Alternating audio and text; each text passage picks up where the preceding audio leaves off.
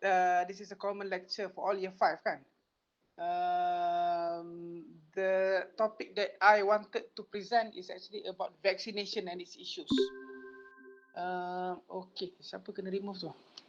How to present my entire screen. Allow. Not this one. Where slides? Oh.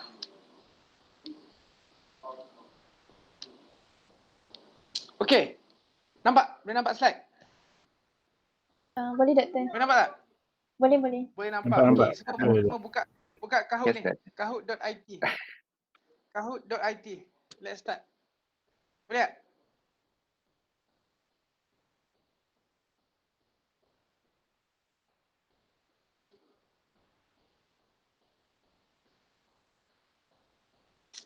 Okay ke? Albert ni.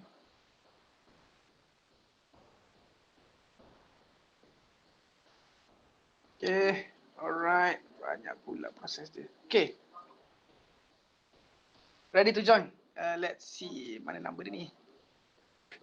Slow lah pula.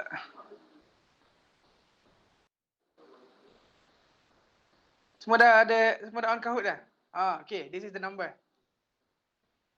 Okay, dapat? Nampak ke tak nampak? Nampak Doktor. Nampak. So how many of you? 140.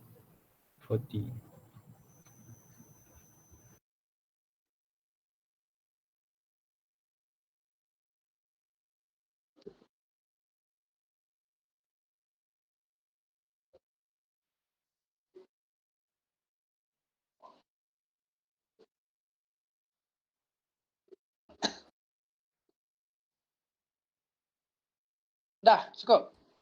Lagi? Okay. Berapa ramai? Firstly 140. But 140. current punya participant 128. Sekali dengan Doktor. Oh ya. Yeah. Ada yang mengaku handsome tu, melampau tu.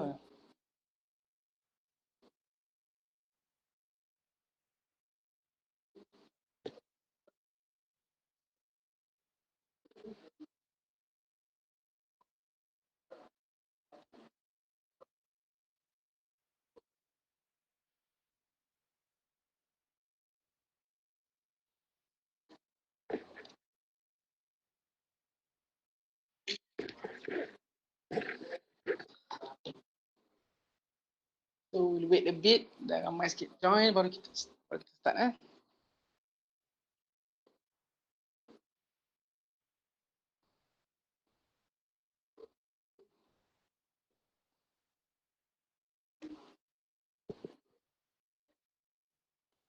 98. Mana lagi ni? Okay lah, bila kita start je lah . Nanti join lah. Oh ada, okay, wait. Let's wait a bit more.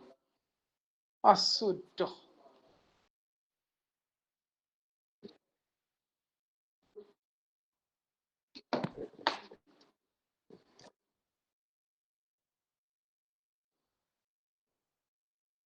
Chicken dinner, aduh ay.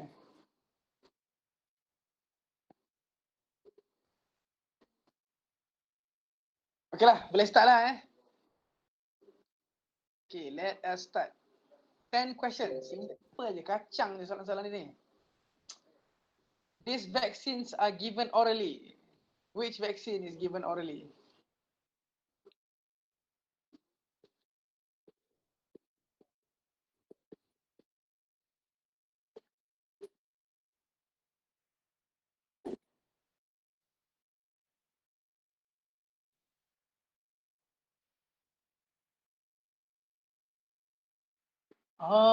So rotavirus vaccine is given orally . Not ada yang jawab apa ni? Ada jawab tetanus, ada yang jawab meningococcal obviously. Meningococcal ni yang pergi haji tu. Meningococcal is not given oral lah, it's given IM. Tetanus ni tetanus toxoid kalau kita ada luka betul-betul cucuk paku apa semua kan kita bagi tetanus ATT kan. So it is given IM as well lah. So rotavirus is the one that is given orally. Dr. Syed juga power sekali. Not me tu. Okay, alright. Question number 2. BCG is administered via apa? Through apa? Oral, subcutaneous, intradermal, intramuscular.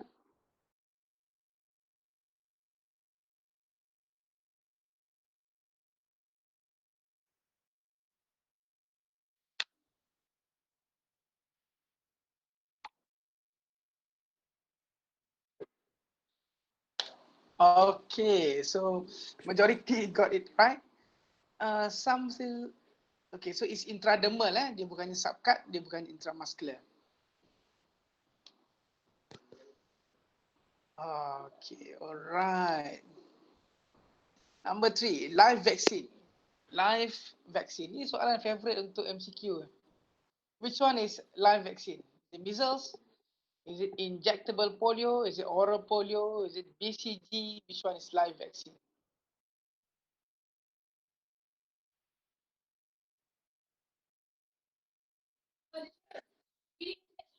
Huh? So injectable polio is not live vaccine. Okay. Okay. Tukar-tukar orang semua bagus. Okay. Number 4, absolute contraindication for any vaccination. What is absolute contraindication? Alamak, spelling error. Acute febrile illness, following high dose steroid, following IV immunoglobulin, severe anaphylaxis to previous dose. You can select more than one. So only severe anaphylaxis to previous dose lah is a absolute contraindication. Following IV immunoglobulin kita boleh bagi lagi certain types of vaccine, live vaccine yang kita tak boleh bagi following IV immunoglobulin, following hydrosteroid, live vaccine yang kita tak boleh bagi. Itu pun kita boleh bagi, dia ada tengok based on the dose of the immunoglobulin and steroid, kita boleh bagi sometime after 6 months, sometime after 12 months. Tengok macam mana. Tapi severe anaphylaxis to previous dose, this is an absolute contraindication to any type of vaccination. Okay, alright. Kasturi dengan Tikas masih cemerlang lagi. I hope both of them are from pediatric pasti. Okay, absolute contraindication for live vaccine.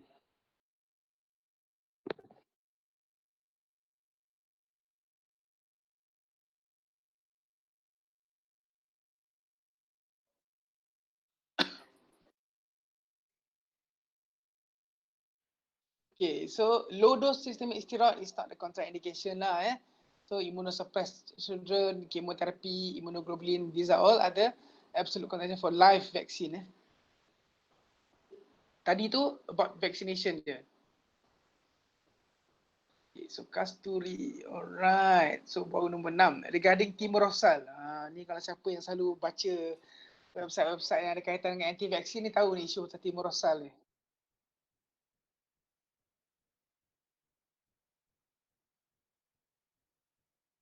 Does it cause autism?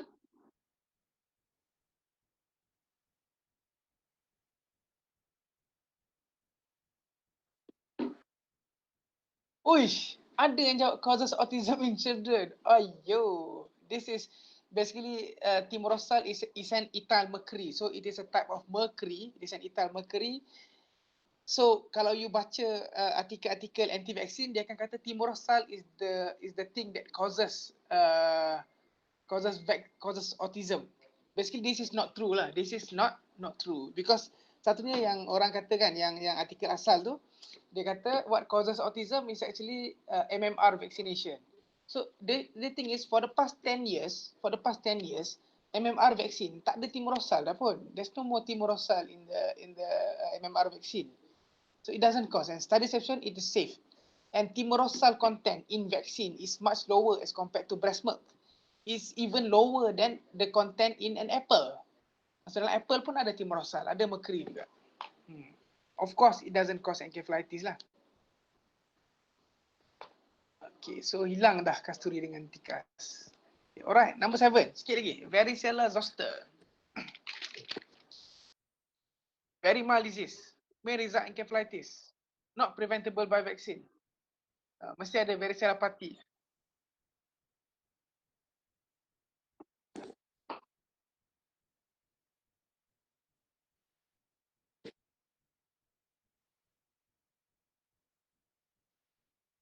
So obviously it is not a mild disease. We've seen congenital varicella, we've seen varicella causing encephalitis actually for the past 1 year. No, for the past, since beginning of 2020, we in UIA, in our own hospital, we have seen at least 2 varicella encephalitis. In UIA itself, we've seen at least 2 varicella encephalitis. So varicella, chickenpox ni, is actually it can cause, it is not just a mild disease. In neonates, in newborn and also in children with they are immunosuppressed, children who are on high dose steroid, children who are on chemotherapy, mortality rate due to varicella zoster is 30%. One of my patient, dia ada, as I can remember, budak tu ada ALL, ada acute lymphoblastic leukemia. This was a very good girl. Dia, I think umur dia 9 tahun macam tu masa dia dapat leukemia. She was the one yang solat tak tinggal dekat ward. She died because of varicella zoster. She died because of chickenpox. It was very sad. So and then kita ada vaksin lah varicella ada vaksin dia, Verivax, yang kita bagi after 12 month old. Varicella party ni dekat US lah, geng anti-vaxxer ni. Kalau seorang ada family dia kena chickenpox, dia akan panggil varicella party. So dia panggil ramai-ramai, kumpul, semua anak-anak tu dia nak bagi varicella. Ni orang-orang gila lah kat US. Varicella number 8, polio.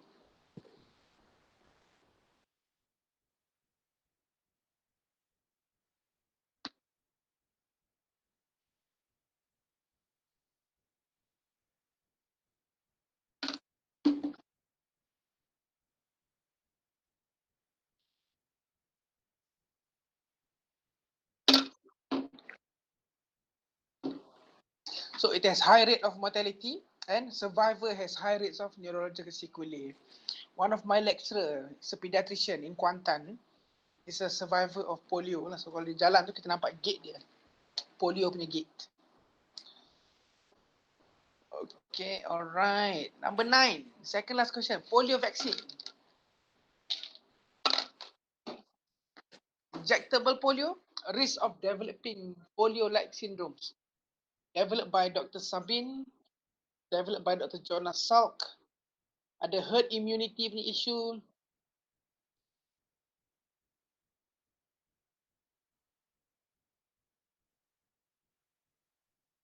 So, oral polio vaccine has the risk because it's a live vaccine. There's a risk of developing polio-like symptom, but not injectable polio.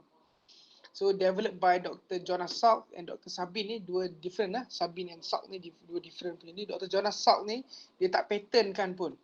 So he can earn actually millions of dollars because of his development of polio vaccine, tapi dia tak dapat 1 sen pun. Dia tak minta 1 sen pun sebab it is a huge problem, it's a huge pandemic masa tu, and then he designed and basically if only he were Muslim kan. So okay, last question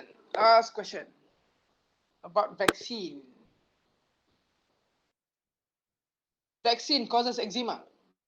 A child with atopy has higher risk to have vaccine allergy.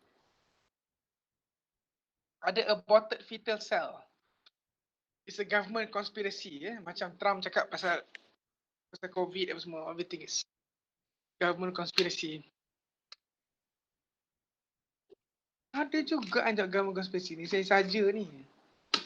So basically, vaccine doesn't cause eczema. Vaccine doesn't have aborted fetal cell, and a child with atopy has higher risk to have vaccine allergy. Okay, that's it. So siapa top? Okay. GZ, siapa top sekali?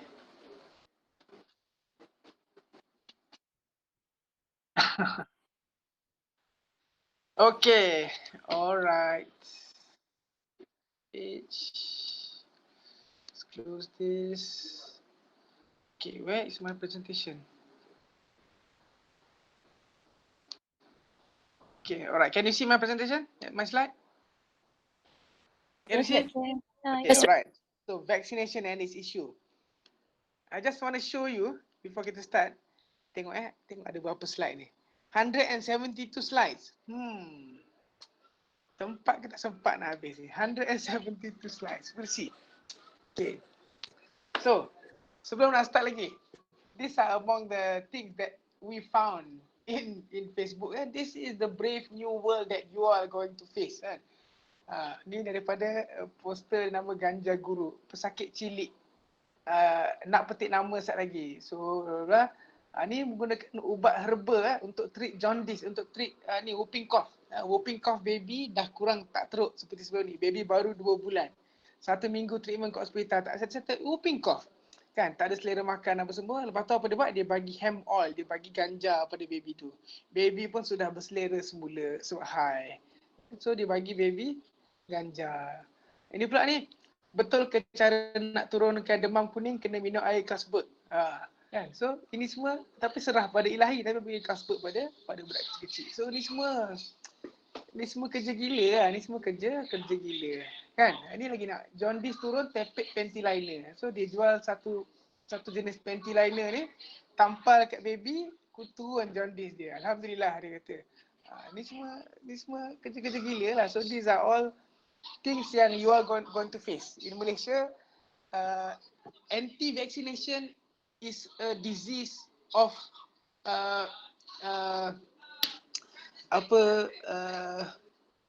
what you say that? Privilege. It's a problem of the privilege. Anti-vaccination is a problem of the privilege. So because in Malaysia we are becoming more privileged, so kita nampak lagi banyak. So this one, imunisasi homeopati. So dia cucuk ni kan. Dia bagi ni, doktor homeopati ni bagi kan. Cucuk sama, dia ikut schedule kita. Masa bila entah homeopati keluar vaksin macam ni. Even yang buat PhD in homeopati tak ada buat vaccination macam ni. Tapi just because to sell something, to earn money, dia buat macam ni. So these are all dangerous things that we are seeing. Okay, just want to show you. This is my own surat beranak, my own birth certificate. At the back there, belakang tu ada notis tanam cacar. I think those born in 1980 and 1981 were the last batch of Malaysian that are injected with smallpox vaccine. Tanam cacar. Tanam cacar is smallpox kan. So I'm among the last batch of Malaysian that received smallpox vaccine. There was a time dekat Malaysia, siapa yang tak cucuk tanam cacar ni dia tak boleh pergi sekolah, for example. Yang ni dia cakap ni, kalau siapa yang tak cucuk, dia kena bayar denda RM25. So kena cucuk juga. So cucuk lah tanam cacar tu. Smallpox. So this is smallpox. Smallpox before the advent of vaccination. This is smallpox. It's a very debilitating disease. It's a very bad disease, very high mortality rate. It caused by variola virus, 20 to 50% mortality. So it's very, very high mortality rate. And survivors, they are scarred with residual facial marks. Some are left blind just because of this disease. These are the last cases of smallpox, 1975 and 1977. These are the last cases of smallpox. Sekarang smallpox dah tak ada dah. People kata kan, zaman dulu tak bagi vaksin sihat. And these people, they don't know about smallpox kan. Macam mana smallpox is eradicated because of vaccination. Last ada laboratory acquired in 1978 lah, but basically this is the last one. So in 1979, WHO declared smallpox is eradicated. Tak ada langsung dah. And all countries ceased, they stopped by 1980. WHO advised all countries to stop routine vaccination. I think in Malaysia, some in 1981 still dapat lagi lah that vaccination. 1982 and above tak dapat dah smallpox. These are videos. I don't think we have time to show video. You can Google this name, smallpox will kill smallpox patient. You can see the videos. Polio. So showed you. Okay, so this is polio. It's a very debilitating neurological disease. Eh? Very debilitating disease. And the other issue is it affects the lung. It affects the lung. So the patient cannot breathe. So instead of kita ventilate patient, masukkan tube bagi dia breathe, kita guna this iron lung. Yang ni gambar bawah ni is iron lung. So iron lung is dia bagi negative pressure. The negative pressure chest dia pun expand supaya dia boleh breathe. So this is iron lung. This is iron lung. So macam mana dia orang happy macam kita kat Malaysia kat you tengok video kan yang kena COVID-19 bila dia sihat, asalnya ventilated semua, bila sihat healthcare workers semua clap kan, bagi dia support, happy bila dia boleh keluar kan. Macam zaman dulu orang polio, orang yang kena polio betapa happy ni dia orang bila tengok dengan vaksin we can end the polio punya threat. So it is very easy to forget how serious polio is. So many people stranded inside this iron lung. Iron lung ni dia duduk most of the day duduk dalam iron lung, duduk baring dalam ni, mesin ni bagi negative pressure, pull up dia punya lung untuk dia breathe. Dia tak boleh breathe sendiri, dia kena breathe with this contraction. So this is a huge problem. And so jalan pun macam ni as I said, one of our lecturer before, pediatrician, sekarang dia ada pediatric private punya klinik dekat Kuantan, was a polio survivor. Tapi orang sekarang ni bila tak pernah nampak polio, tu yang dia orang jadi anti-vaxxer ni. Pun samalah, ada banyak-banyak video ni, I'm not going to show, tak sempat. Pertussis, whooping cough is another disease. This one I want to show. Alamak, tak boleh lah pula. Tak boleh lah, very sorry lah, nanti Google lah pertussis. So pertussis ni it's a very, kalau kena pertussis ni, pertussis is a disease that we still see every day, not every day lah, but at least few months we'll see one case of children with pertussis. So pertussis ni suffer sangat, nampak dia batuk tu macam tak boleh breathe, dia lemas dengan batuk tu, sampai jadi biru, sampai jadi apneic. So this is a huge problem. Google lah nanti, I don't know why cannot show. And then the other is diphtheria. Diphtheria, I think last year in UAE we have one suspected diphtheria case. Luckily it comes out as negative. Tapi diphtheria is another problem. I think in my whole life there's only one case that I saw that I suspect to have diphtheria. So this is diphtheria. So historically in 1749 Edward Jenner is the first that produces vaccine.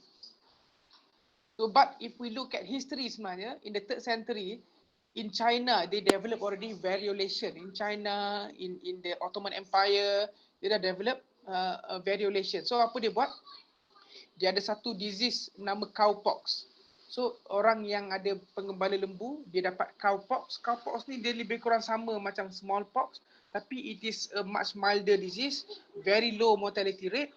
So apa dia buat? Dia ambil blister yang small cowpox tu, dia cucuk pada orang yang lain. So orang yang lain tu tak dapat chickenpox, tak dapat smallpox. So this is what they do. Edward Jenner again. Ni Sarah Nelmsey is the one that first received smallpox vaccine. Actually in okay, so if we look at history as well, microscope was actually discovered by Ibn al-Haytham in the year of 965. And by the year of 1000, actually same with Chinese punya discovery. Actually in the Ottoman Empire, they've already discovered the method of variolation. Only dia ambil daripada blister, dia ambil some of the air dalam blister tu, dia cucuk pada orang yang lain. So but the same disease, almost similar disease but different lah. So basically cowpox, dia ambil blister tu, dia cucuk. So this is what they do, variolation. And then if you look at Ar-Razi has mentioned in his encyclopedia, he's mentioned about pediatric medicine, he mentioned about immunology, he mentioned detail about smallpox, he mentioned about measles. So this is just at the year of 865. So our predecessor in Islamic Empire is actually they are at the forefront of renaissance of the of medical renaissance actually. Cuma kita tak selalu cerita pasal kehebatan Islam ini kan. History of immunization. In 1796, Edward Jenner, the first to introduce smallpox vaccine. But I said again, his idea is actually from the variolation from the Chinese Empire and also the Ottoman Empire punya idea. And then rabies vaccine by Louis Pasteur, cholera, typhoid, and then diphtheria in 1913, tuberculosis by Calmette, BCG, Basil Calmette Guarin. So Calmette ni yang first design, and then diphtheria toxoid, pertussis, tetanus, yellow fever, mumps, and then the first one by Dr. Salk and Jonas Salk, and then Dr. Sabine, 1954 and 1957, and then measles and rubella. These are all people that have actually contributed to production. So WHO obviously recommends vaccination against all these diseases. Our Malaysian national immunization, we start with in 1956 with DT, diphtheria and tetanus, and then kita go up. And I think the last adjustment was done in 2016 lah, the last change that we did. So the basis behind national immunization program basically is to protect individual child from any of the vaccine preventable disease, and then reduce recurrence of outbreaks of the target disease by creating adequate herd immunity. So vaccine can only work if we have adequate number of population receive the vaccination. Contohnya measles dia perlukan around 80% of the population to be vaccinated. Kalau less than that, dia akan ada outbreaks. Macam tu. And they depend on the different R0 of the disease lah. Baru kita tahu berapa banyak persen yang akan dapat vaccination. Okay, we need to have high vaccine coverage, high vaccine acceptance, baru boleh efektif. A good herd immunity, maknanya ramai orang kena, ramai yang dapat dan sebagainya. And then we need to have low vaccine refusal. So Malaysia, vaccine refusal is actually increasing in trend. So the latest MOH immunization schedule, yang lama dia macam ni, yang barunya dia tambah ada MMR ada 2 dos in bulan 9, 9 month old, and also 12 month old ada 2 MMR. So ni yang the difference with the new immunization schedule in Malaysia. So again, this is the new immunization schedule from 2016. So at birth dapat BCG and first dose of hepatitis B, 1 bulan dapat second dose of hepatitis B, and then 235 dia dapat detect hip polio, IPV, Pentaxim, dia dapat semua ni. And then bulan 6 dia dapat hepatitis B, and then Sabah dapat measles, and then MMR at 9 months and also 12 months, and then booster for everything by 18 months. So and then 7 years dapat lagi booster, and then for female dapat HPV vaccine. So this is the Malaysian national immunization program. Ada banyak vaksin yang tak ada dalam ni. Actually if you remember last year the government announced pneumococcal vaccine to be introduced for children born in the year 2020. Tapi because of two reason, because of COVID-19, so benda tu macam tak jadi, and then because of tukar kerajaan terbuat tak ke, and then I think in the pediatric community as well, kita hope lah PCV pneumococcal vaccine ni akan still proceed, tapi the prognosis doesn't look really good. Dan ada lagi vaccination lain, contohnya rotavirus vaccine. Different country have different immunization program. For example, dekat UK rotavirus vaccine masuk dalam dia punya program. Pneumococcal masuk dalam dia punya program. Meningococcal pun masuk dalam dia punya program. Tapi kita meningococcal hanya untuk yang pergi haji saja. Pergi haji, pergi umrah, nak masuk Saudi memang kena ada cucuk meningococcal. Tapi kita tak ada. Kita hanya yang pergi haji saja. Tapi kalau in certain country macam UK, dia ada meningococcal vaccine dalam dia punya schedule. Dia bagi sekali dengan yang detect hepatitis hemophilus influenza type B dengan polio ni. Dia bagi sekali meningococcal vaccine. And also pneumococcal vaccine as well. Even Brunei, even Saudi pun ada rotavirus vaccine dan sebagainya. Okay, again, this is the schedule. You boleh baca yang ni. We don't have time, as I said. We have 20 minutes more. So basically with vaccination, we see polio is actually reducing in trend. So polio is almost dah polio nak jadi eradicated in the world. Tapi still, I think until now, we still see pockets of some polio disease in the world. Hari tu in Malaysia also, we have some suspicion of polio. So sadly, polio is not eradicated yet. Diphtheria also is not eradicated yet. We still rarely see, I think last year alone in Malaysia, we see several cases of diphtheria in Malaysia. Measles dropped a lot. Sebab itu actually measles, one of the problem with measles is underdiagnosis or overdiagnosis, because doktor sekarang ni jarang dah tengok measles.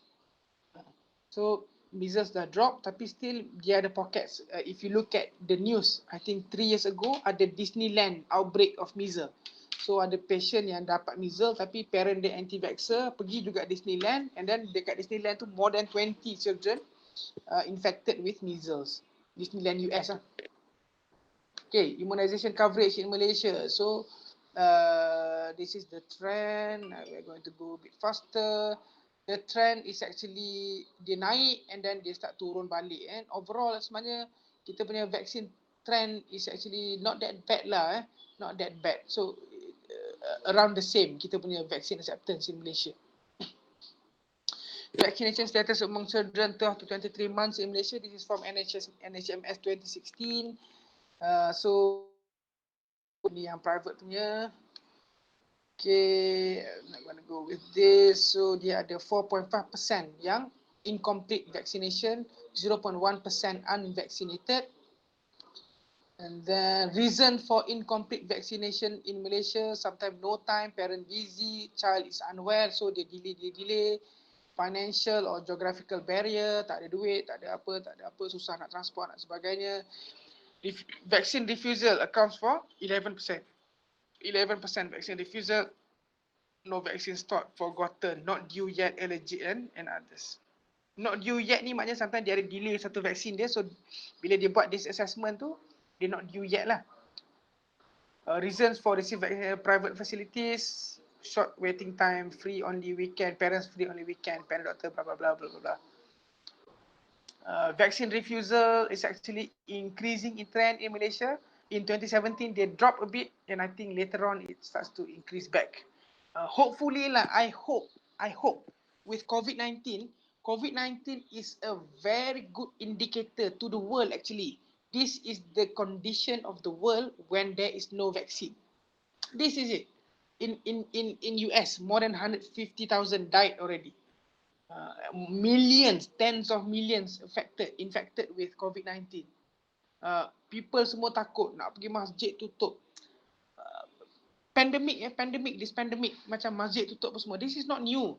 If you pernah dengar ulama nama Ibn Hajar Al-Asqalani. So Ibn Hajar Al-Asqalani is a big ulama of Syafi'i. So Ibn Hajar Al-Asqalani wrote a book. Nama buku tu is Bazlul Ma'un fi Fadli Ta'un. Bazlul Ma'un fi Fadli Ta'un. So he's trying to say the benefits of Ta'un. Ta'un doesn't mean cholera. Ta'un means pandemic. Ta'un means wabak. Ta'un means wabak. Ta'un means, so if you look at hadis yang kata siapa yang mati dengan ta'un ni, dia mati syahid dan sebagainya kan. So ta'un doesn't mean cholera. Ta'un means pandemic. So certain hadis, ta'un means bubonic plague. For example, ada hadis Nabi kata ta'un will not reach Makkah and Madinah. But we know certain disease, certain pandemic actually reach Makkah and Madinah, but not bubonic plague. So bubonic plague doesn't reach Makkah and Madinah. So ta'un, Ibn Hajar Al-Asqalani wrote a huge encyclopedia about the benefit of ta'un, benefit of pandemic, not in terms of health, but in terms of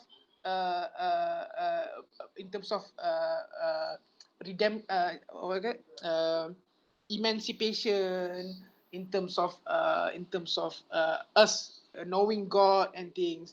So in terms of syahid and all this. So it's an encyclopedia. So tutup masjid ni is not new. So I really hope that with people nampak betapa teruknya satu pandemik dalam keadaan kita tidak ada vaksin ni, people akan see yang anti-vaccination ni is mengarut. But we'll see how things goes. Causes of vaccine refusal in Malaysia. Tok, mana negeri yang champion ya? Champion sekali adalah Terengganu dengan Kelantan. Champion. Pahang nombor 3. Pahang nombor 3. Tapi Pahang tahun 2017 ni improve lah Pahang. Tapi still Terengganu Kelantan is still champion. Perak. Perak dah jadi champion sekarang. Clusters of anti-vaccination punya group lah. So apa reason orang Malaysia refuse vaksin? So homeopati, rawatan tradisional, isu halal haram, ragu dengan kandungan, takut ada babi ke apa ke, pengaruh internet dan sebagainya, pengaruh keluarga, mak ayah cakap jangan vaksin, takut dengan reaksi bla bla bla bla bla bla bla, dan ada yang takut kena bayar lah. Okay, reasons for this sama jugalah. Reasons for vaccine hesitancy in Malaysia punya konteks, past experience contohnya ada obviously lah kalau ada isu kita pun be careful lah. And then perceived religion punya isu, tak kata non halal, ini yang saya nak discuss sebenarnya. And then traditional medicine, pseudoscience, anti-vaccine theories, bla bla bla bla bla bla. So ni semua adalah reason for vaccine hesitancy. Vaccine measles, I showed measles down and then naik balik. Okay, we're not going to go. 2018 ada outbreak. I think 3 years ago, we have so many measles cases sampai PICU, so many ventilated patient with measles. Measles can cause pneumonitis. So measles mortality, this is in Malaysia. So measles can cause mortality. Measles is not a simple disease. Measles can cause mortality, especially in neonates and also those who are immunocompromised. Rubella as well. Rubella, I've seen congenital rubella. Budak tu buta sebab congenital rubella. So rubella is a problem as well. Rubella is dulu kita cucuk rubella ni pada siapa? Only girls yang umur 15 years old. Umur form 3 kita cucuk rubella. Tapi problem dia bila kita cucuk female saja, male can still dapat rubella. Bila male dapat rubella, they can still get infected. Kita tak dapat herd immunity. Kita tak dapat adequate vaccine coverage. Sebab tu sekarang kita cucuk semua orang dapat rubella vaccine. So pertussis as well is increasing in trend. It's not controlled yet well. Siapa yang selalu dapatnya adalah children yang not vaccinated yet. Tapi most of the time dia dapat daripada relative yang not vaccinated. Number of diphtheria cases as well in Malaysia, kita ada diphtheria in Malaysia as well. Even last year, I told you in UAE Kuantan we suspect one patient with diphtheria, and then neonatal tetanus. We still see neonatal tetanus. This is very bad. Neonatal tetanus is among the scariest disease that you can see. Dia kejang, tak boleh gerak. It's very bad. And then hepatitis B. Okay, basis. This I think should have been covered before masa you punya third year punya presentation. I'm not going to go in detail. So adjuvant, adverse reaction, antitoxin. So immunization ada active and passive. You have immunoglobulin as well, specific and also human normal immunoglobulin, and then toxoid type. So vaccination, I think you should know this. Principle of immunization, basically inducing immunity. So basically it's a process of inducing immunity and protect from infectious disease. And it is very specific to the antigen. It's not something random. You don't give immunization to simple diseases. Demam, batuk, sesama tak dapat vaccination. You only give vaccine to disease that are highly infective. You only have vaccine for disease that are difficult to treat. You only have vaccine for disease that have high mortality. So not all disease is worth to get vaccine. So vaccination, immunization is only for problematic cases. Cases that have high mortality and morbidity, cases who are very difficult to treat, cases who are very highly infectious. Principles of immunization. You have antigen and antibody. So antigen is the substance that produce the immune response lah. So antibody is what we produce. And then active and passive. So active is produced by the person's own immune system, and passive is when we give the antibody, transfer of antibody. I'll give some example later on. Active, passive, blah blah blah. Sources of passive immunity, almost all blood or blood products. Bila kita bagi blood product memang boleh dapat. And homologous pool human antibody, cara kita bagi immunoglobulin kan. Contohnya kalau patient immunosuppressed ataupun newborn yang dapat varicella. So kita kena bagi varicella zoster immunoglobulin sepatutnya. So it is a specific antibody towards varicella zoster, chickenpox. Okay, and then contohnya examples of antibody yang kita bagi So untuk prevent RSV kita boleh bagi palivizumab lah. So it is a monoclonal antibody lah basically. Contains only the RSV antibody. So kita bagi for those babies, those children who are at high risk to get complication with RSV infection. Dan kita bagi masa time winter lah. Time winter maknanya December, November until February macam tu. Classification, it can be viral, bacterial, live attenuated. These are example of live attenuated vaccine, inactivated vaccine. And then I'm not going to go into that. I think you should know, you can read inactivated vaccine. It can be virus, it can be bacteria. Dan dia boleh ada protein base, ada polysaccharide base. Protein base subunit ada toxoid. They can be pure or conjugated polysaccharide vaccine. Inactivated vaccine cannot be replicated, blah blah blah. Generally require 3 to 5 doses. Not going to go into that. Example of live and inactivated vaccine. Toxoid and subunits, subunit macam typhoid punya ni. And then polysaccharide, and then the new conjugate polysaccharide vaccine, macam pneumococcal vaccine. Adult kita bagi polysaccharide pneumococcal vaccine, tapi in children kita bagi PCV, pneumococcal conjugated polysaccharide vaccine.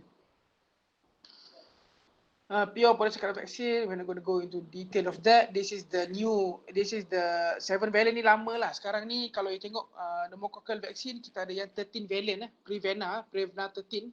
Prevena 13 dia ada 13 valent pneumococcal vaccine. Kalau dekat UIA kita tak ada Prevena, kita ada Synflorix. So Synflorix is a 9 valent pneumococcal vaccine. 9 valent maknanya dia cover to 7 valent, dia cover to 7 different strains of Streptococcus pneumonia. So they cover 7 different strain. Not all the 7 strain ada kat Malaysia pun. Yang common kat Malaysia probably 5 of the 7. So macam tu. Basically cost dia lah mahal. Kalau yang Synflorix yang 9 valent tu, the cost price is 230 I think. Kalau you ambil 13 valent pneumococcal vaccine, the cost price, the price is 350 plus.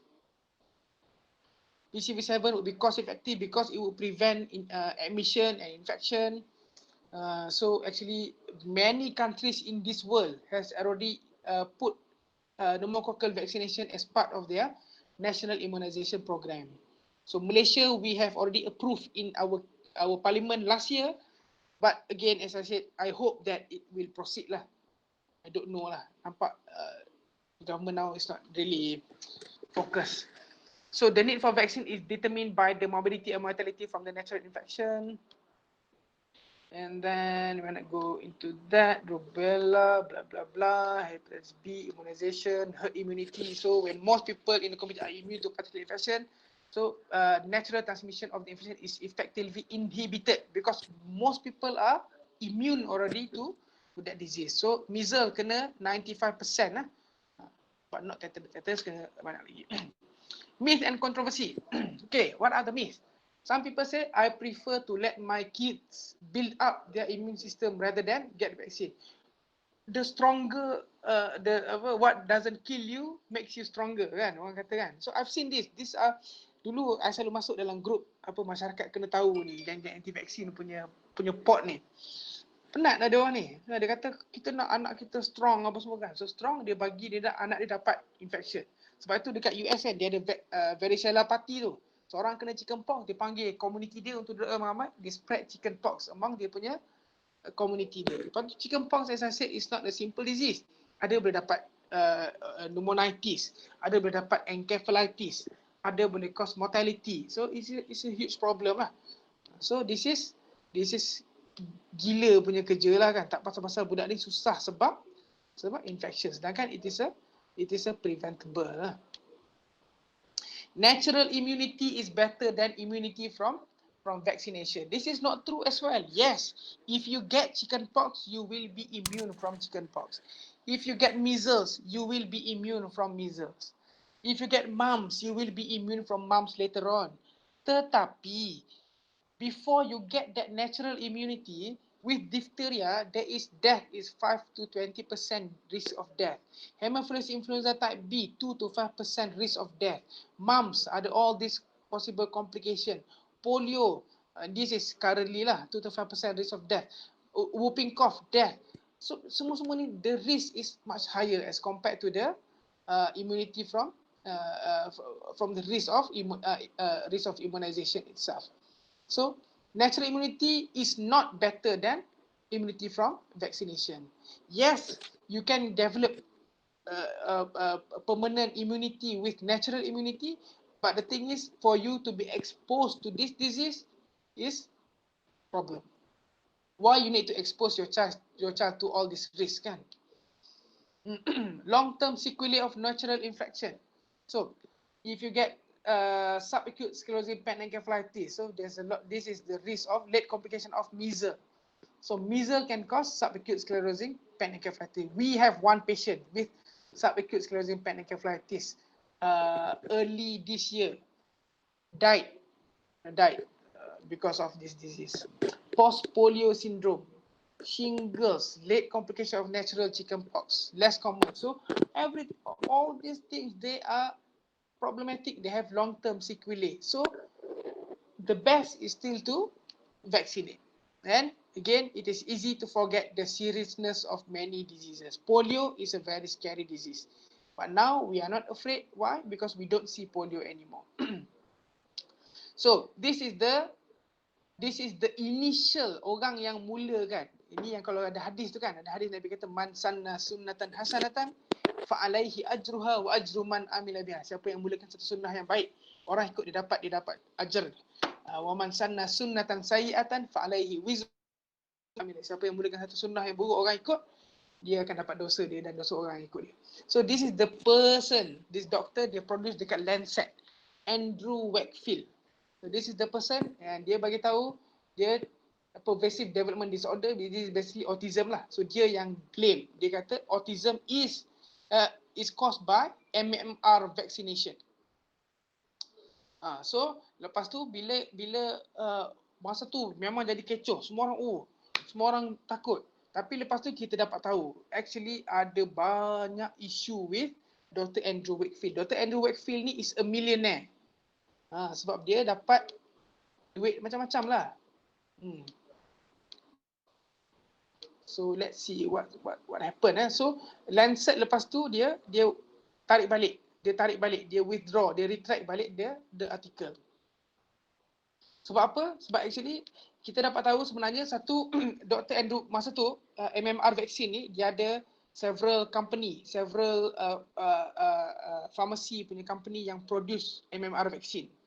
So masa tu US dia ambil satu company untuk jadi dia punya yang dia buy US punya healthcare, buy daripada satu company. So this opposite company ni bayar Dr. Andrew Wakefield untuk buat satu paper. This paper. So this paper yang dia publish ni is actually paid by the opposing MMR producer company untuk smear company yang produce tu. Bukan setakat itu. Dia produce this paper, dia kata dia interview berapa banyak patient. And just by interview, not by proper assessment. And actually, bila dia check balik dalam record, they are not actually even contacted pun. These are all imaginary patient. Patient yang dia kata tu, there's no patient.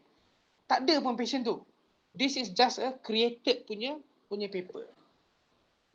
Tapi, dia is the start of anti-vaccination punya movement.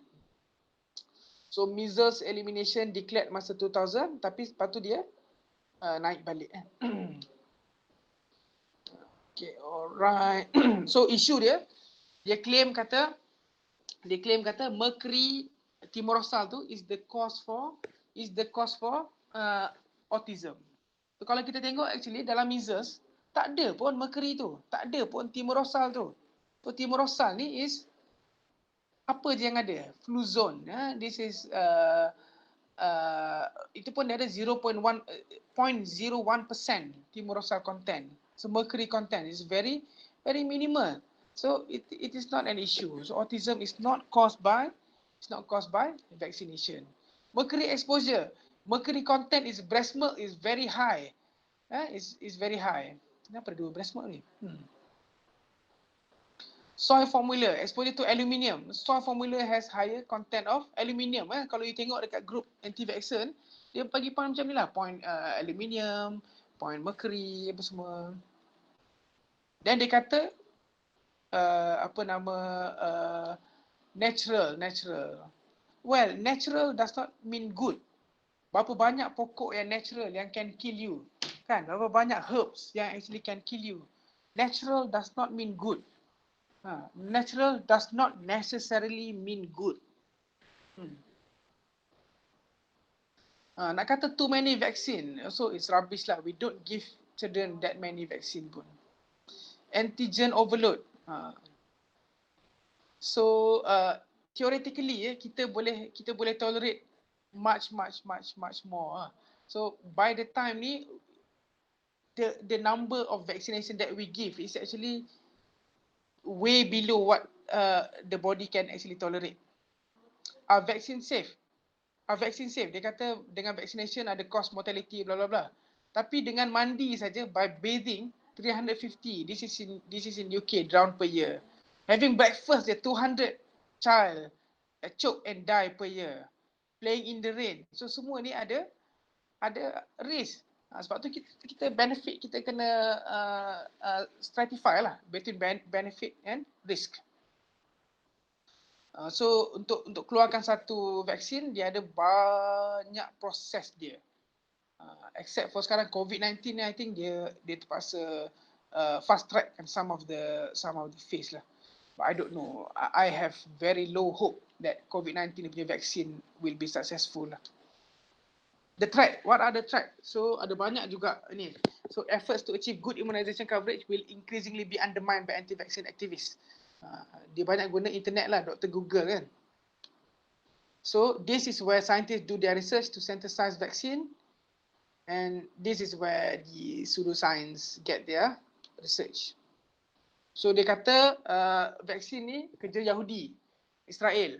So orang Islam dia dapat banyak vaksin, Israel tak dapat banyak vaksin. If you see actually in 2012 kan, Israel punya NIP is much more than even in Malaysia.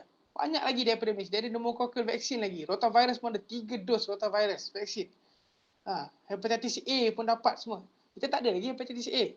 So in terms of vaksin, dia orang dapat lebih daripada what we get. So it's not their agenda. So ni lagi satu isu. This is another issue. I pernah berargue lah dengan geng-geng anti-vaksin ni. Lepas tu I think it's no use arguing with them. So dia kata example of vaccine insert ni, weakened form of ni chickenpox punya ni kan, ada sucrose, ada hydrolyzed gelatin. So dia kata gelatin ni ada albabi kan. Lepas tu ada monosodium glutamate ni apa semua, MSG bla bla bla. Lepas tu ada banyak-banyak ni chemical ni bla bla bla. Lepas tu ada residual components of MRC5 cell. Ni yang dia kata from aborted fetal cell dia cakap kan. Lepas tu ada antibiotik, ada neomycin, ada fetal bovine serum, ada pula macam-macam semua kan. So what is MRC5? So MRC5 is a lung fibroblast taken from a 14-week-old fetus. Dia memang start daripada fetus yang aborted dulu kan, due to serious maternal indication. Memang bukannya dia abort kan. Tapi baby tu fetus tu was aborted. Lepas tu apa dia buat is dia replicate cell tu. Kenapa kena guna fetal cell? Sebab fetal cell can replicate much more. Sebab dia nak culturekan dia punya virus kan. Dia nak culturekan virus, dia perlu ada sel untuk virus tu replicate. Kan? Dia tak boleh guna sel biasa. Kalau ambil sel from us, from adult, kita punya cell doesn't replicate that much. Tapi bila diguna fetal cell is very potent. Dia boleh replicate banyak. Dia high replication. So senang untuk dia culture. So MRC5 ni is not a component of the vaccine. It is a medium. It is a culture medium. It is a culture medium. Macam pinggan je. Kan? Kita kata halal, kita tak makan pinggan. Pinggan tu pinggan lah. Haram makan pinggan tu. Kan? Sebab pinggan is not food. Kan? Kita makan apa yang dalam pinggan tu. So sama juga dengan vaksin. So we don't take this MRC5. MRC5 is just the culture medium. Faham? Okay, some important Islamic concepts. Ini yang sebenarnya yang main point. Kita kompak dah ni. Salah ni. So, first, there are several concepts yang kita boleh pakai. The first is the qa'idatul darar, concept of darar or harm. Kan? Allah yuridullahu bikumul yusr wala yuridu bikumul usr. Allah wants for mankind ease and not difficulty. Allah hendak mudah bagi kita, bukan kesukaran. Wala tulku bi aidikum ila tahlukah. Do not throw yourself into disaster and difficulty. So this is the concept qa'idatud darar. And maqasid syariah, jalbul masalih wa dar'ul mafasid. The maqasidus syariah, the purpose of the syariah is to promote goodness and to prevent badness and difficulties. Al jalbul masalih wa dar'ul mafasid. So this is the concept. So everything, the hukum will be according to this concept, this maqasid, this purpose of the Sharia. Then there are several other qawaid fiqhiyah, fiqh concepts and application that we can use. The first is la darar wa la dirar. Do not do harm and do not cause harm. La darar wa la dirar. And the second is ad-daruratu tubihul mahdurah. Something that is darurah, it allows the thing that is initially unlawful. When there is harm, it permits the unlawful. Ad-darurah tubihul mahdurah. So something that is initially haram, but when there is a darurah, this thing becomes permissible. And then harm and the thing that it permits are limited to its limits. Ad-daruratu tuqaddar bi qadariha. So something that is haram, okay, bila ada harm, bila ada darurah, something yang haram, bila ada darurah, benda ni jadi halal. Tetapi it also has its limits. Dia punya qadar dia. You cannot go overboard. Orang kata kan, kalau contoh ustaz selalu bagi kan, kalau kita sesat dalam padang pasir, for example, tak ada makanan, tak ada air apa semua, kita lapar, untuk menjaga nyawa kita, ada babi seekor. Tak tahu macam mana tiba ada babi seekor. Kita bolehlah makan babi tu. So kalau nak menjaga nyawa. Tetapi tak bolehlah makan seekor. Kan, you makan cukup-cukup untuk menjaga nyawa. That example. Contohnya macam kita tangan berbalut. Kan? Sorry. Give me 1 second. Okay. Darurah tuqaddar bi qadariha. Apa lagi kaedah? Concepts of origin. So concept of origin, al-asl. So al-aslu fil asya al-ibahah. The original ruling, the original hukum for everything is permissible. Semua benda dibenarkan. Al-ibahah. Mubah. So hukum asal semua benda adalah al-aslu fil asya al-ibahah. Adalah dibenarkan. Al-aslu fil ibadah al-mamnu'. Original ruling of anything related to prayer and submission is not permitted. Is haram. Hukum asal semua benda berkaitan dengan ibadah adalah al-mamnu'. It is not permissible. Al-aslu fil manafi' al-ibahah. Hukum asal everything that gives benefit, it is permissible. Hukum asal, original ruling dia. Ini kita kena clear. And then al-umur bi maqasidiha. Everything is related to its initial intention. Maknanya hukum satu benda tu, it depends on the initial intention of that benda juga. Sebab tu contohnya isu macam cuka yang daripada arak. So kalau asalnya daripada arak, memang untuk arak, untuk minum alkohol tu, dia not permissible lah. Sorry, I want to answer this. Hello? Masalah? Ada. Boleh tak? Ada. Muhammad, ambil barang. Okay, alright. So al-umur bi maqasidiha. Okay, ada few concept yang this is the main thing yang I need you all understand lah. Yang first is al-istihalah. So al-istihalah means transformation. So al-istihalah means something yang asalnya haram. bila dia converts, when it is being transformed into something that is very different, it becomes permissible. For example, satu benda yang najis, when it transform, it becomes something that is tahir. It becomes something that is clean. For example, macam arak. Cuka yang kita makan tu. So cuka, sebelum dia jadi cuka, dia mesti jadi arak. So glucose transform jadi alkohol, daripada alkohol dia jadi proses dia jadi dia ada proses, chemical proses dia, and then baru dia jadi cuka. So this is the process is al-istihalah. So ulama has concluded that al-istihalah is accepted. So benda yang haram bila dia telah melalui proses yang bertukar dia, where include physical appearance, properties such as name, odor, taste, color and everything, it becomes something that is pure, something that is tahir, something yang clean. Cumanya kita kena understand istihalah ni dia ada beberapa isu. Contohnya Syafi'i and some of Hanbali, dia kata process of istihalah must be a natural process. Maknanya daripada wine, daripada alkohol, dia nak jadi cuka, dia kena proses yang natural. Dia tak boleh ada chemical punya enzyme punya proses. Tapi other mazhab says it's okay. Itu satu. Second concept, so maknanya contoh second concept in al-istihlak. Al-istihlak is concept of hyper dilution. Maknanya contohnya macam air dua kullah, najis masuk, air itu tidak menjadi najis kalau air itu banyak.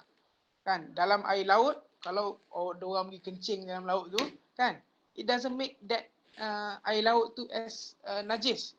The air laut is still clean because the amount is more. So concept of hyper dilution. So this is al-istihlak. Okay. So this is the issue. Okay. Certain fatwa. Ada orang cakap lah. Assalamualaikum Dr. Syed. Yes. I'm sorry, Dr. Anissa we have club with Dr. Anissa. So she's currently waiting for you to end the lecture. Macam mana you boleh buat lecture continuous macam ni? This is not right. I think it's okay. I think Dr. Syed, kalau you nak habiskan pun okay kot. Then I'll reschedule another time. Should be no problem. So nak sambung ke apa ni? Banyak lagi kan? So I think you finish yours je lah. And then I'll do my slot another time. Okay. Because I think this is a concept that I want the students to understand lah. Yeah, sure. Yeah, sebab I thought this is going to be at 4 kan? So I just masuk je lah. So, okay. Yeah, alright. Yeah. Okay. Few fatwas. So, first, European Fatwa Council and Islamic Organization of Medical Sciences rule has of porcine gelatin as permissible as it has undergone istihalah, because the process bila dah bertukar jadi gelatin tu, ciri-ciri kebabian tu dah tak ada dah. So this is the understanding by the European Fatwa Council and the Islamic Organization of Medical Sciences. But it is not agreed upon by all. For example, Majma' Fiqh from Saudi, they allow istihalah, but it has reserved for gelatin. So dia kata gelatin yang porcine gelatin yang guna dalam pil dan sebagainya tu is not a complete istihalah process. So there are some reserve lah. Okay, about gelatin, as I mentioned here, European Fatwa Council, the head is Yusuf Al-Qaradawi lah. These are the members of European Fatwa Council. Qaradawi, lepas tu siapa lagi? Nama gila-gila. Rashid Ghanushi sekarang dah jam politik lah. Syekh Abdullah bin Bayyah, ni ulama besar sekarang ni. Abdullah bin Salim, Abdullah Al-Judai, Majid Najjar. Ini semua ulama besar ni. Abdul Sattar Abu Ghodda, siapa lagi? Ali Qaradawi, Tahir Mahdi, Mahbub Ar-Rahman, Taqi Uthmani. Ni semua ulama-ulama yang besar semua. So, another issue. This is almost similar dengan this is oral polio vaccine. So oral polio vaccine, the problem with oral polio vaccine is dia ada porcine trypsin. You know what is porcine trypsin? Porcine is babi lah, pork. Trypsin is the enzyme that is used to cut protein. So long protein dia cut guna trypsin. Knife is not, you don't eat knife. You eat the food that is being cut by the knife. Makan pisau ni haram sebab pisau is not something to be eat. But you eat what is being cut. So sama juga dengan this issue. So porcine trypsin, that trypsin is just used to cut. It is not used, it is not part of the content of the final product. Okay, tapi Council ni, European Fatwa Council, dia bagi macam ni, out of piety dia kata issued fatwa, dia kata ada some part dia kata not permissible. Tapi European Fatwa Council dia argue macam ni, dia kata what God forbids is partaking of pork. Maknanya Allah mengharamkan kita memakan babi, and trypsin has nothing to do with pork. Trypsin ni walaupun dia dibuat daripada porcine punya komponen, tapi it has nothing to do with consumption of pork. Orang tak enjoy pun. Orang tak makan trypsin, orang tak ambil trypsin. Trypsin is part of the process sahaja. Okay, that's the first thing. Secondly, European Fatwa kata, even if we admit that trypsin is forbidden, the amount used in preparing the vaccine is negligible. So, guna tu sikit sahaja. So, it is al-istihlak. Kan? The concept of istihlak that we discussed before. Okay. Nombor 3. So, impurities no longer affected because it is so minute. Hyperdilution. The third argument is, supposing kalaulah kita tak consider istihlak. Kita tahu dia kata, it is thoroughly filtered, leave no traces whatsoever in the final vaccine. So, dia kata, dia dah menjalani proses al-istihalah. Bukan setakat itu, dia kata, and kalau kita tiga-tiga ni kita tak agree juga, dia kata in case the three argument forwarded are still insufficient lah bagi certain orang, kan? Kita ingat the haram is made permissible in cases of necessity. Ad-darurah tubihul mahzurah. Kan? With darurah, when there is necessity, something that is haram is become permissible. So ad-darurah tubihul mahzurah. So this is what European Fatwa Council, Yusuf Qaradawi and the team tried to emphasize. So dia kata, kita jangan be too strict in matters that are open to consider opinion and bring considerable benefit to Muslim children as long as these matters involve no conflict with any definite nas. So this is the Islamic Association of Sweden macam tu. Okay, alright. Some issue. Fatwa on enoxaparin. This is Malaysian Fatwa keputusan Muzakarah Majlis Fatwa Kebangsaan Malaysia. Fatwa on enoxaparin and fluxiparin. Siapa ada idea pasal ni? Enoxaparin dengan fluxiparin ni apa? Low molecular weight heparin kan? Untuk heart failure, untuk heart attack, ischemic heart disease, kita cucuk klexane, enoxaparin, klexane. So klexane ni dia ada porcine punya content. Dia ada porcine punya content. So fatwa kata, fatwa membenarkan penggunaan enoxaparin dengan syarat ada darurat, ada darurat. Okay, isunya adalah kita dah ada fluxiparin yang fluxiparin ni tak ada porcine. Kan? Tapi kita still guna enoxaparin yang ada porcine. Sebab apa? Sebab sometimes adalah doktor yang beli tu tak biasa dengan yang non-porcine punya base. So the idea is sebenarnya kita nak kena create more Muslim doctor yang aware, yang cakna pasal syariah compliant medication. Faham? Tapi fatwa kata bila ada darurah it is permissible. Okay. Next. Fatwa on meningococcal vaccine, Mensivax versus Monument. Pun lebih kurang sama juga lah. Basically porcine punya content. And the last one yang I want to discuss is about rotatek, rotaviral vaccine. So Muzakarah Majlis Fatwa Kebangsaan issued a fatwa saying that use of rotatek untuk rotaviral and also biotrax ni anthrax vaccine in Malaysia is considered as not permissible. is considered as haram. Sebab apa? Sebab in production of these two vaccine, Rotatec and Biotrax, ada penggunaan porcine trypsin. Sama macam oral polio vaccine.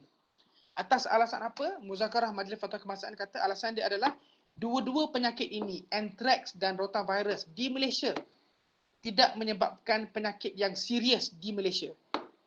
Which is, I think this is not true. I actually have met pengurusi Majlis Fatwa Kebangsaan, Tan Sri Syukur. I told him I don't agree with this fatwa lah. Anthrax, yes, in Malaysia, anthrax is not a problem. So I don't mind anthrax. But rotavirus is among the leading cause of death in children still. Rotaviral diarrhea is still among the cause of death in children in Malaysia. It still cause a lot of admission, mortality and morbidity in Malaysian children. So rotavirus is actually a significant disease in Malaysia. And fatwa bila diguna Rotatec, porcine trypsin, kita tengok balik diskusi daripada oral polio vaccine. So isu al-istihlak, isu al-istihalah dan isu ad-darurah tubihul mahzurah. Tapi kita kena ingat ad-darurah tuqaddar bi qadariha. Darurat ni dia ada dia punya limit dia. Maknanya you tak boleh lah semua orang nak bagi rotavirus vaccine. Kena ada indication dia, kena ada clinical indication dia. You do not give too much. Tak boleh lah minum secawan terus kan. So kita ada qadar dia. There is the qadar ad-darurah tuqaddar bi qadariha. Vaksin adalah harus. This is now the Menteri Agama lah kan. So dia pun mention about vaksin is harus dan digalakkan Ustaz Tarmizi from Uniza as well mentioning about vaccine harus. So okay, ni daripada dulu lagi lah. I don't think we Malaysia is brave enough to say that vaccine is compulsory Terengganu Mufti pun mention about penggunaan vaksin. Dia pun support Terengganu Mufti. It's very progressive lah, I think. It's very good. Even Mufti Terengganu kata it is wajib to be vaccinated sebab dia prevent certain diseases. So bukan setakat halal, bukan setakat permissible. He says it is wajib to be vaccinated. This is Terengganu punya Mufti. And then berdosa jika tolak vaksin punca anak kena penyakit. Dia say keputusan Majlis Fatwa Kebangsaan. So lepas tu Mufti Kelantan pun mention the same. Penggunaan vaksin ada bahan terlarang, walaupun ada bahan terlarang, walaupun ada bahan haram, dia kata penggunaan dia adalah harus sebab ad-darurah tubihul mahzurah. Al-wiqayah khairum minal ilaj. Wiqayah is prevention. Wiqayah is better than minal ilaj, daripada treatment. Prevention is better than cure. Al-wiqayah khairum minal ilaj. So this is Dekan, blah blah, re-emergence of disease. I'm not gonna go through this. Okay, alright. So the issue is when there are more anti-vaxxer, we will see re-emergence of diseases. So this is the problem. In US we've seen, in so many countries we have seen as well. Okay, alright. I'm not going to go through all. This is in, let's just see this last few slides. So, ni pernah tengok ni, lotus birth. Lotus birth ni, dia lahirkan anak, dia tak potong dia punya cord dia tinggalkan anak dengan all the placenta and everything. So, babies sedang boleh dapat risk of infection lah. Sebab ni is a source of infection. Blood, ada glucose, ada apa semua boleh dapat infection and it goes direct to the baby. We have seen babies died because of this lotus birth. Semua ni benda yang berbahaya. New challenges, dengue vaccine sampai sekarang pun tak settle lagi. HFMD vaccine, HIV vaccine, and the last one is COVID-19 punya vaccine lah. I don't know lah. I'm not convinced yang kita akan berjaya sukses dengan COVID-19 vaccine because I don't think there is enough data saying that there is persistent immunological reaction to vaccine ni. Maknanya immune response tu persistent stay in the body. So far I don't see enough data saying that it works lah. But we'll see. Sekarang tengah trial lagi. In several countries, no jab, no play. No jab, no pay. So tak dapat macam-macam lah. payment, childcare payment semua tak dapat dan sebagainya kalau tak vaccinate. Okay, alright. Any question? Penat? Tidur belaka dah semua? Ada yang masih berjaga? So clear tak? So ready dah nak balah dengan geng anti-vaksin? Last time dekat UIA kita pernah buat satu program pasal vaksin ni. I was one of the presenter lah. I was one of the panelists, kan? Tapi instead of commenting on the thing that I've been talking, anti-vaxxer punya group hentam dalam Facebook, dia kata apa? Doktor ni gagap lah, bla bla bla. Tu, good lah. So, any question? Clear? I just hope you understand this. Basically, vaccine process dia, I hope you already understand vaccine process. I don't think we need to go in great detail, but at least you understand that we have religious argument in it. Apa hujah-hujah syar'i yang kita boleh guna. Okay, alright. Clear? Dr. Syed, saya cuma nak tanya je yang pasal tentang collection tu, dia kiranya konsep istihalah jugalah, betul kan? Tak, argument pasal so istihalah pun still boleh terpakai sebab the volume is small. Tapi I think part of the unlike porcine trypsin, dalam collection ni dia memang part of the component. Kalau oral polio rotavirus, dia just trypsin, just guna untuk cut. Tapi untuk making of that enoxaparin tu, dia memang guna porcine punya komponen, porcine punya protein. So yang tu ada problem sikit. Sebab the volume is a bit bigger. Sebab itu kalau tengok fatwa tu, dia menggunakan hujah ad-darurah tubihul mahzurah rather than guna hujah al-istihalah. Faham? Tu hujah yang fatwa tu guna dalam muzakarah majlis fatwa kebangsaan adalah dia menggunakan hujah darurah. Al-jalbul masalih wa dar'ul mafasid. Sebab saya ingat kan kalau yang macam gelatin tu, dia pun ada juga, tapi tadi tu macam istihalah.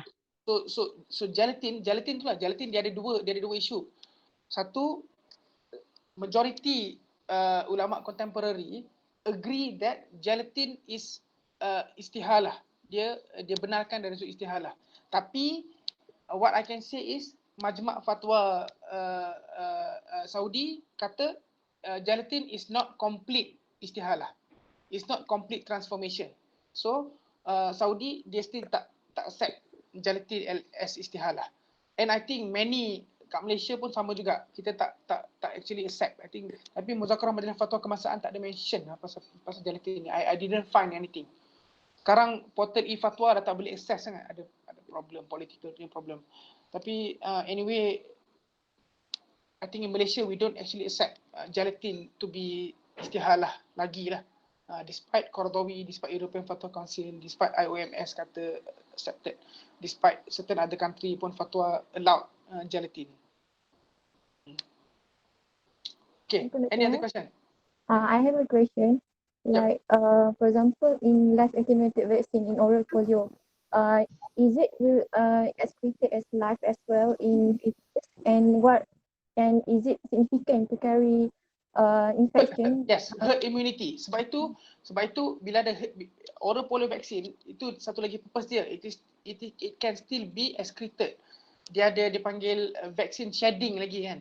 So semua benda ni sebab tu that is the purpose lah kita bagi oral polio ni. Walaupun masa tu dah ada injectable polio, we still give oral polio sebab kita nak herd immunity. Orang lain yang handle that patient boleh dapat lagi. Sebab we are still shedding.